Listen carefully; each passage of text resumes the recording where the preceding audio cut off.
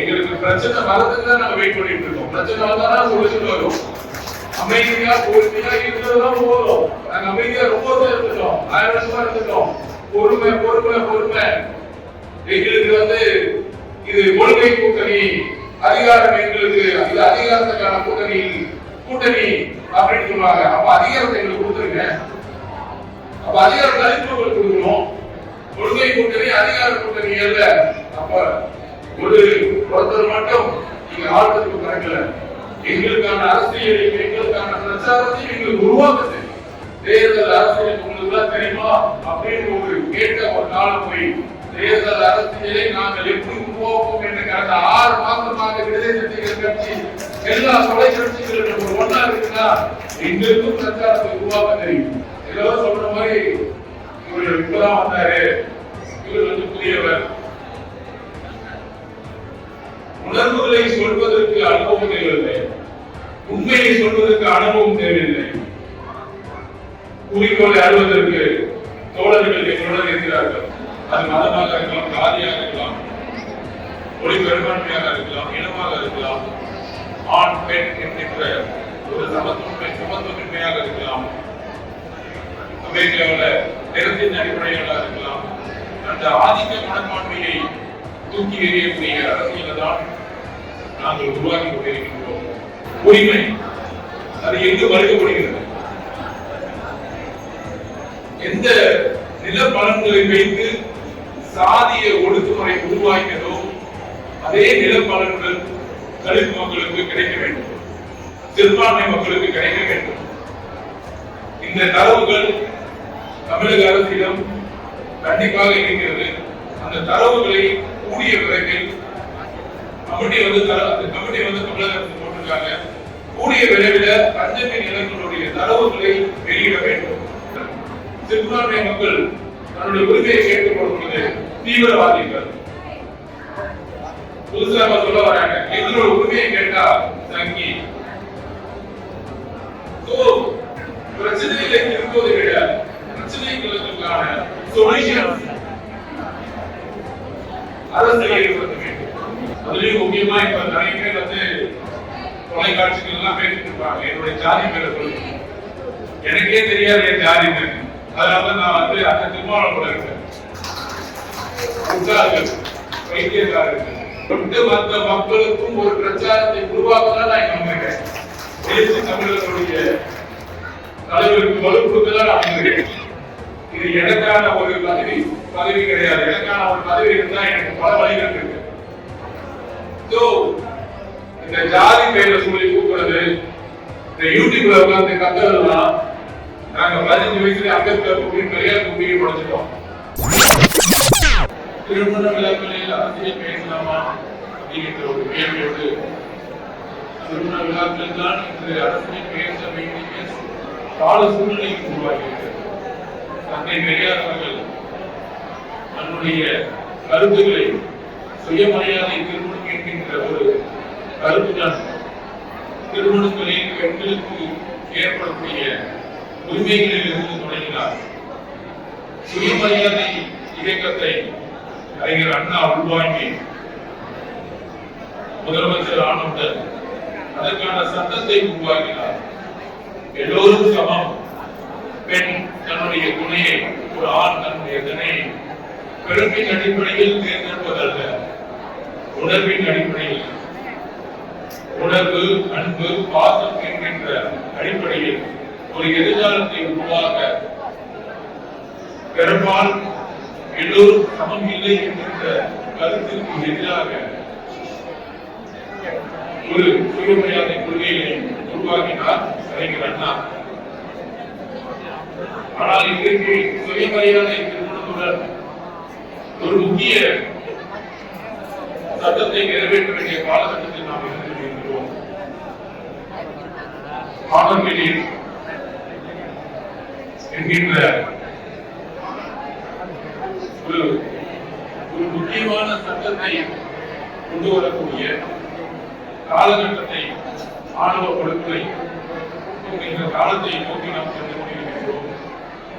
கடுமையான பாதிப்புகள் சமீப காலங்களாக நடந்து கொண்டிருக்கிறது. ஒரு பெண்ணோ ஒரு ஆணோ தன்னுடைய தன்னுடைய துணையை தேர்ந்தெடுக்கும் பொழுது மதமும் ஜாதியும் ஏழ்மையும் ஏற்றத்தாழ்வுகளும் கொண்ட ஒரு ஆணவம் தடுத்து நிப்பாட்டப்படுது. அங்கிருந்துதான் இந்த ஆணவம் எங்களுடைய ஒரே பிரச்சனை ஆதிக்கம் நீங்கள் தான் இருக்கோம். எங்களுடைய உணர்வு மேம்படுத்திருக்கோம். அது மதமாக இருக்கலாம், ஜாதியாக இருக்கலாம், மொழி பெரும்பான்மையாக இருக்கலாம், இனமாக இருக்கலாம், ஆண் பெண் என்கின்ற ஒரு சமத்துவமின்மையாக இருக்கலாம், அமெரிக்காவில் நிறத்தின் அடிப்படையாக இருக்கலாம். அந்த ஆதிக்க மனப்பான்மையை தூக்கி எறியக்கூடிய அரசியலை தான் நாங்கள் உருவாக்கி கொண்டிருக்கின்றோம். அந்த ஆணவ படுகொலை சட்டம் மிகப்பெரிய வலிமிகுந்ததாக அதிகமாக நடக்கக்கூடிய ஒரு காலகட்டத்தில் நாம் இருந்து கொண்டிருக்கின்றோம். அதற்கான விழிப்புணர்வு கல்வி நிலையங்களிலிருந்து உருவாக்கப்பட வேண்டும். முக்கியமாக பள்ளி கல்வித்துறையிலிருந்து உருவாக்கப்பட வேண்டும். ஆண் பெண் என்கின்ற ஒரு உறவு மட்டுமல்ல, சமத்துவ சிந்தனையை பற்றிய சாதி மனப்பான்மையை தூக்கி எறியக்கூடிய, மத பெரும்பான்மை தூக்கி எறியக்கூடிய ஒரு கல்வி முறைகளை உருவாக்க வேண்டும். அதற்கான சட்டங்களை கடுமையாக அமல்படுத்த வேண்டும். தலித் அரசியல் என்பது ஒரு ஜாதிக்கான அரசியல், ஒரு மனித இடத்திற்கான அரசியல். எல்லோரும் ஜனநாயக பூர்வமாக, எல்லோரும் பல கருத்து உருவாக்கங்களை, வலதுசாரி இடதுசாரி என்கின்ற கருத்துக்களை பேசக்கூடியவர்கள் கூட ஆணவ படுகொலை பற்றி பேச மறுப்பது இந்த சமூகத்தின் ஒரு மிகப்பெரிய துர்பாக்கியம். பெரியார் அவர்களும் அம்பேத்கர் அவர்களும் பேசிய எழுத்துக்கள் இன்றைக்கு ஆணவ படுகொலை என்றால் ஒரு கொலையுடன் முடிந்திருக்கிறதல்ல. அந்த அளவிற்கு ஆணவ படுகொலைக்கான சட்டத்தை உருவாக்க வேண்டும். இங்க இருக்க முன்னணி தோழர்கள் சொல்ற மாதிரி அதிகாரம் எதற்கு? முக்கியமாக தலித் மக்கள், சிறுபான்மை மக்கள், அவர்களுக்கு அதிகாரம் எதற்கு? இந்த அதிகாரம் ஊழல் செய்வதற்கா, இல்லை அதிகாரத்துடைய பலன்களை அனுபவிக்கிறதற்கா? கிடையாது. 1000 வருடங்களுக்கு மேற்பட்டு இன்றைக்கும் ஒரு சமநிலையுடன் ஒரு வாழ்வாதாரத்தை உருவாக்க முடியும். ஒரு கல்வி நிலையில் நம்மளுடைய ப்ரொஃபஷனல் எஜுகேஷன் சிஸ்டத்துக்குள்ள இன்னும் தலித் மாணவர்களும் மாணவிகளும் இன்னும் பெரிதாக சாதிக்க முடியல. முக்கியமா தலித் மக்களுக்கான பொருளாதார சுதந்திரம் இன்றைக்கு தமிழக அரசு தலித் மக்களுடைய நில அளவுதான் லேண்ட் பேங்கிங் சொல்லுவோம். அந்த லேண்ட் பேங்கிங் நில அளவு எத்தனை 25% மக்கள் இருக்கக்கூடிய தலித் மக்களுக்கு எந்த அளவுக்கு பொருளாதார வலிமை, ஒரு விவசாயிகளாக எந்த அளவுக்கு நிலங்கள் சொந்தமாக இருக்கின்றது என்ற கணக்கை வெளியிட வேண்டும். பஞ்சமி நிலங்கள் சுமார் 10 லட்சத்துக்கும் மேற்பட்டு இருந்த பஞ்சமி நிலங்கள் எங்கு சென்றது? கமிட்டி போட்டு ரொம்ப வருஷமாச்சு. ஏன் கவர்மெண்ட் தரவுகள் இன்னும் வெளியிடல? அந்த தரவுகள் 10 லட்சத்துக்கும் மேற்பட்ட நில அளவுகள் தலித் மக்களுக்கு செலுத்த வேண்டிய ஒரு உரிமை, அது எங்கு மறுக்கப்படுகிறது? எந்த நில பலன்களை வைத்து சாதிய ஒடுக்குமுறை உருவாக்கிறதோ அதே நில பலன்கள் தலித் மக்களுக்கு கிடைக்க வேண்டும். சிறுபான்மை மக்களுக்கு கிடைக்க வேண்டும். இந்த தரவுகள் தமிழக அரசிடம் கண்டிப்பாக இருக்கிறது. அந்த தரவுகளை கூடிய விரைவில் கமிட்டி வந்து தமிழக அரசு போட்டிருக்காங்க. கூடிய விரைவில் பஞ்சமி நிலங்களுடைய தரவுகளை வெளியிட வேண்டும். பாதிக்கப்பட்ட மக்களுக்கு பிரித்து கொடுக்க வேண்டும். மற்றொரு முக்கியமான பிரச்சனை, புதிதாக இந்த பிரச்சனை வந்துட்டு இருக்கு. கோயில் செல்லக்கூடிய உரிமை.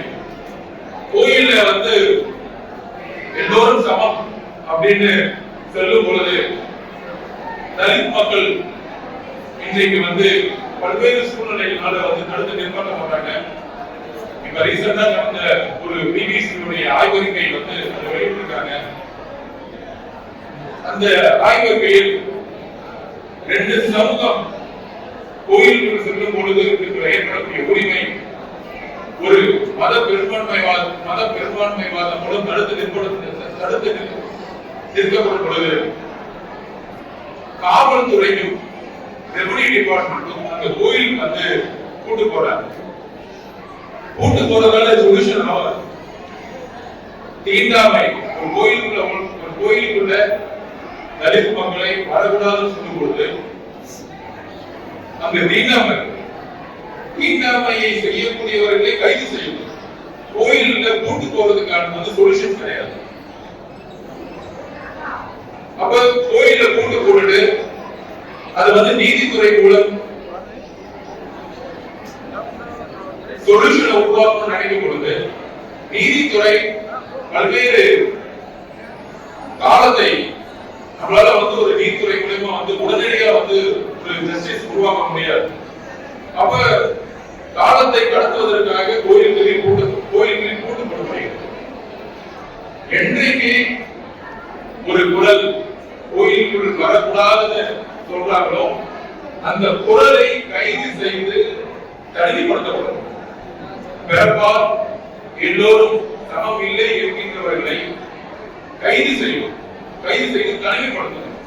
அவர்களுக்கான விழிப்புணர்ச்சி உருவாக்கும். அவர்களுக்கான கவுன்சிலிங் சிஸ்டத்தை உருவாக்கும். மனநல மருத்துவர்களை கொண்டு ஒரு கவுன்சிலிங் சிஸ்டத்தை உருவாக்கும். அதுதான் முக்கியமான ஒரு விஷயம். கோயிலில் உள்ள கூட்டு போட்டு தலித் மக்களை வந்து வரக்கூடாது என்பது சட்டம் அல்ல. அன்றைக்கே அதே நிமிடத்தில் அதே நொடியில் அவர்களுக்கான உரிமையை இந்த அரசு இந்த காவல்துறை மீட்டெடுத்து கொடுக்க வேண்டும். ஆணவ படுகொலைக்கான சட்டத்தை உருவாக்க வேண்டும். பஞ்சமி நிலங்களை தரவுகளை தமிழக அரசு வெளியிட வேண்டும் என்பது எங்களுடைய தாழ்வான கோரிக்கை. அந்த கோரிக்கைகள் நியாயமான கோரிக்கைகள், உணர்வுபூர்வமான கோரிக்கைகள். இன்றைக்கும் 20-25% மக்கள் சேரிகளில் வசித்துக் கொண்டிருக்கிறார்கள். நான் தனிப்பட்ட வாழ்க்கையில் பொருளாதார ரீதியாக முன்னேறும் பொழுது என்னுடைய இருப்பிடம், என்னுடைய வீடு, என்னுடைய குழந்தை ஒரு நல்ல இடத்தில் வாழும் பொழுது ஒரு நல்ல ஒரு எல்லா தேவைகளும் இருக்கக்கூடிய ஒரு இடத்தில் நான் வாழ்ந்துட்டு இருக்கேன். அப்படியே எழுச்சி தமிழர்களுடைய சிதம்பரம் மற்றும் விழுப்புரத்தில் சுற்றுப்பயணம் தலைவரோடு போகும்போது எல்லா தலித் மக்களுடைய வீடுகள் சேரிகள் பார்க்கும் பொழுது மனிதர்கள் வாழக்கூடிய இடமா அப்படிங்கிற ஒரு கேள்விகள் என் மனசில் இருந்துகிட்டே இருக்கு. அந்த அளவிற்கு சுகாதாரம், சுற்றுப்புறம், ஆப்பிரிக்கா வந்து பெருசா பேசிட்டு இருக்கோம். ஆனால் இன்றைக்கு ஒரு கேள்விகளை உருவாக்க வேண்டும். எல்லா பத்திரிகையாளர்களும் என்னுடைய வேண்டுகோள், சேரி மக்களுடைய இருப்பிடத்திற்கு செல்லுங்கள். அந்த மக்களுடைய வாழ்வாதாரத்தை, பிரச்சனைகளை, அவர்கள் வாழ்கின்ற முறையை நீங்கள் பதிவு செய்யுங்கள். என்னுடைய மகன் ஒரு சேரியில் பிறந்தால்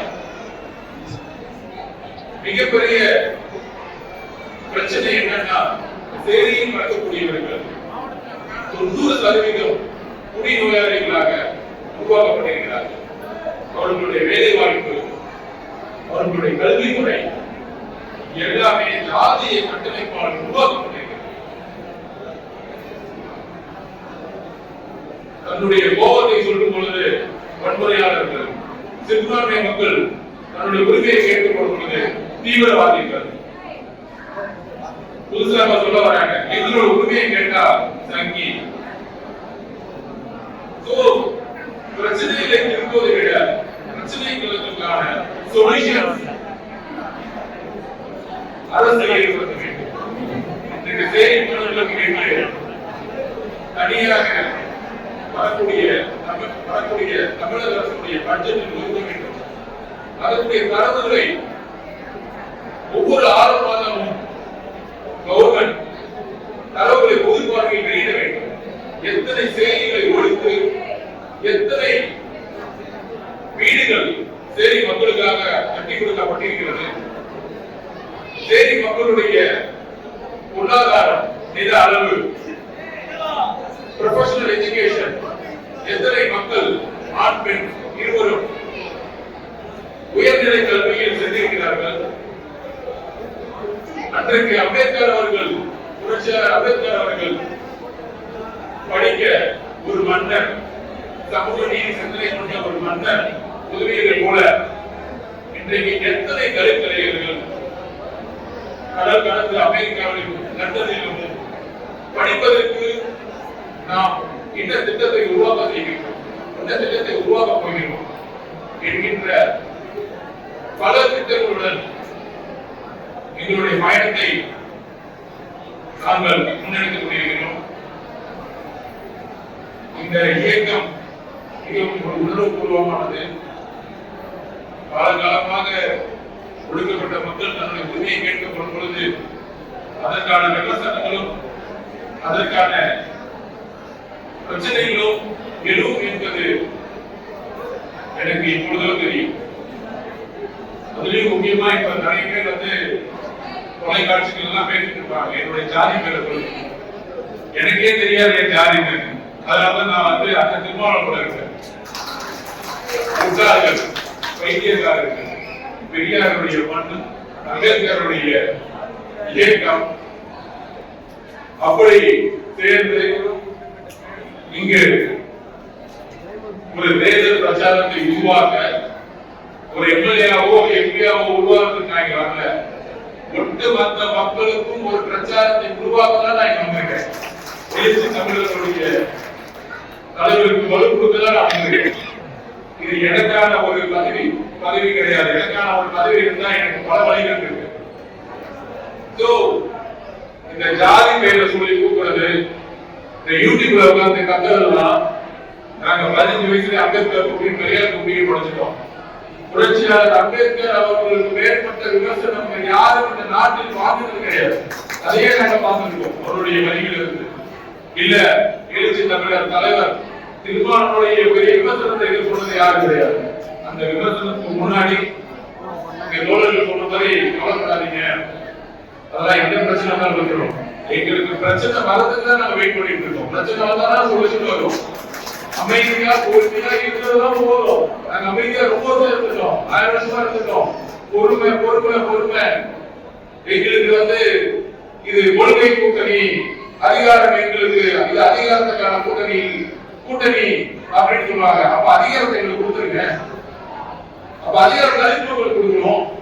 கொள்கை கூட்டணி அதிகார கூட்டணி அல்ல. அப்ப ஒருத்தர் மட்டும் நீங்க ஆழ்வதற்கு பிறக்கல. எங்களுக்கான அரசியலையும் எங்களுக்கான பிரச்சாரத்தையும் எங்களுக்கு உருவாக்க தெரியும். அதற்கான மக்கள் மிகப்பெரிய எழுச்சியுடன் தலைவர் திருமாவளவன் இங்கே வந்து பயணம் பண்ணிருக்கோம். கண்டிப்பா ஜனநாயக பூர்வமாக எங்களுடைய கருத்துக்களை, எங்கள் மக்களுக்கான கருத்துக்களை தைரியத்துடன் தேர்தல் அரசியல் உங்களுக்கு தெரியுமா அப்படின்னு ஒரு கேட்ட ஒரு காலம் போய் தேர்தல் அரசியலை நாங்கள் எப்படி உருவாக்குவோம் என்று கடந்த 6 மாதமாக விடுதலை சிறுத்தைகள் கட்சி எல்லா தொலைக்காட்சிகளும் ஒரு ஒன்றா இருக்குன்னா எங்களுக்கும் பிரச்சாரத்தை உருவாக்க தெரியும். எங்க தலைவர்களுடைய அண்ணன் எழுச்சி திருமாவளவனுடைய கனவுகள் கூடிய விரைவில் நிறைவேறும். எல்லா விதமான அதிகாரமும் சட்டமன்ற தேர்தலில் நிறைவேற்றப்படும். இங்க இருக்கிற எல்லா தோழர்களுக்கும் மிகப்பெரிய தியாக வரலாறு இருக்கு. அண்ணன் சொன்ன மாதிரி பல்வேறு நெருக்கடிகள் தான் காவல்துறையால் கைது நடவடிக்கைகள் இருக்கக்கூடிய ஒவ்வொருத்தருடைய கதைகள் கேட்கப்படும் பொழுது வரும்போது சொன்னாங்க முருகேசன் அவர்கள் எப்படி படுகொலை செய்யப்பட்டார். ஆதிக்கம் மட்டும்தான் அதற்கு காரணம். அந்த ஆதிக்கத்தை உடைக்கிறதுக்கு தான் ஒரு கல்வியும் உருவாக்கி இன்னைக்கு கோவத்துல ஒரு வன்முறைக்கு பதிலா கையில பேனா எழுதி அம்பேத்கரை கற்றுக் கொடுத்திருக்கிறார். கையில பேனா எழுதுன்னு சொல்லிட்டு எங்க தலைவர் கற்றுக் கொடுத்திருக்காரு. அந்த பேனாவோட நாங்க வேலை செய்ய ஆரம்பிச்சிருக்கோம். அது மாதிரி இருக்கக்கூடிய இயக்க தோழர்கள் 30 வருடம் 40 வருடம் கடினமாக அடிபட்டு விதிப்பட்டு பல்வேறு கைதிகள் ஏற்பட்டு குடும்பத்தை பிரித்து இந்த இயக்கத்திற்காகவும் கட்சிக்காகவும் கடுமையாக தன்னுடைய உயிரை தவிர பல்வேறு காரணங்களை செய்திருக்கிறார்கள். எல்லாரும் சொல்ற மாதிரி இவர் இப்பதான் வந்தாரு, இவர் புதியவர். உணர்வுகளை சொல்வதற்கு அனுபவம் தேவையில்லை, உண்மையை சொல்வதற்கு அனுபவம் தேவையில்லை. குறிக்கோளை அறுவதற்கு தோழர்கள் எங்களுடன் இருக்கிறார்கள்.